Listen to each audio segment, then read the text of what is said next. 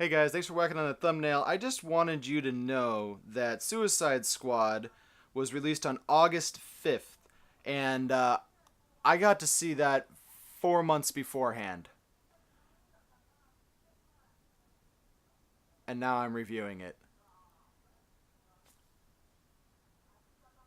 With a K review. It's VIC? No, it's with a K. Oh. So one of the great things of procrastinating about a review on a movie that you saw way before anybody else did, because Warner Brothers decided to have this special screening. And I thought it was going to be great when I went and saw it. And to tell you the truth, there is a stark difference between what I saw 4 months before the release and then when I saw it actually on opening night. Now, there's just a ton of people who've been just shitting on this movie consistently. And they have some points. I'm going to give them that this movie was kind of messy and it was all these things. But I can say this much. I enjoyed Suicide Squad because it was a fun DC movie in some respects. There are so many things about Suicide Squad that had so much more potential. There were things about Will Smith's character, Deadshot, where when I saw it the first time, I wasn't really engaged in his character. I really wasn't really into Will Smith being this kind of sarcastic guy who was just killed people for a living and had the soft spot for his daughter. When I saw him the second time in the movie, I had a different perception of him. It's maybe it's because I saw it a second time, but there were some things that I think were changed with some of his dialogue that made it better. And the same thing really goes with a lot of characters in this movie. The one thing that I noticed between the two different versions of this movie was the things with Killer Croc. Now, Killer Croc, the guy who did that character of Killer Croc, he did an amazing job because that guy is really huge in real life, and his name is this right here, right here. I just don't know how to say it. I mean, I don't. If you can, please sound it out in the description below. Thank you. They added at least 3 to 4 scenes with him in the movie, and they gave him more dialogue in the second version of the movie. In the first version of the movie, I think he had 2 lines of dialogue, and it was crap. And then this time they made his character much more likable. In fact, I kind of feel that Killer Croc should have been one of the linchpins of the movie, rather than trying to make the Joker or even Deadshot or even Harley Quinn for that matter in the movie, trying to make them the centerpiece. And then there's the character of Harley Quinn, who's played by Margaret Robbie. There are so many things that I could say about her character that were not really true to what the character would have done versus what her character she's trying to portray now.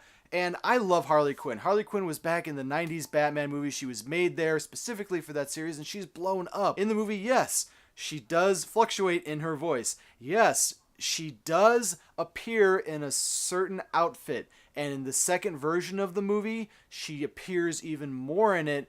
But I have this much to say about that outfit.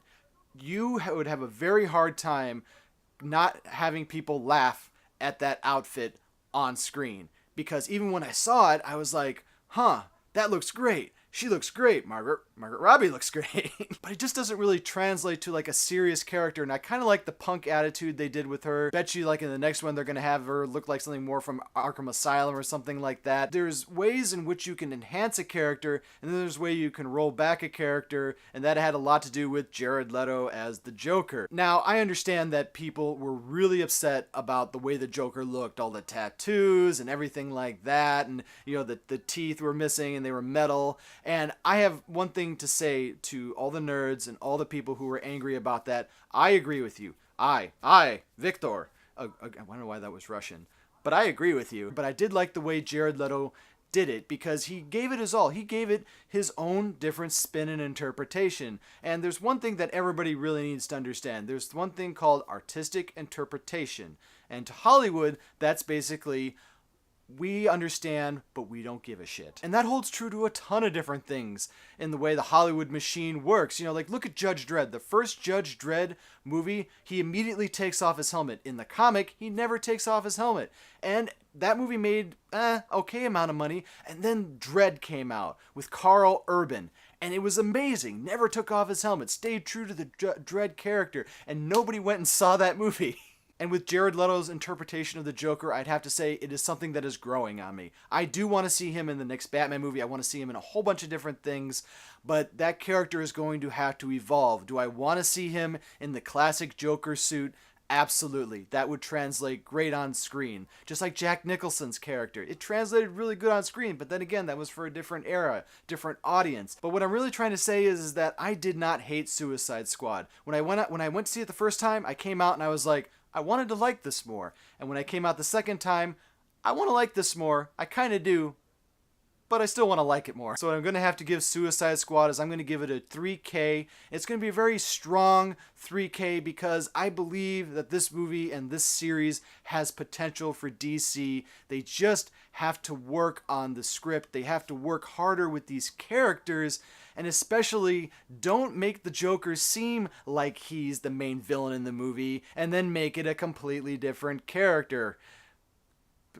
Please. So if Suicide Squad is still in the theaters around here, I recommend that you go see it in the theaters. When it comes out on video, make sure that you rent it for $1. And when it comes up on streaming, make sure to put this in the top 10 and you honestly look at it as a new interpretation of what these characters are.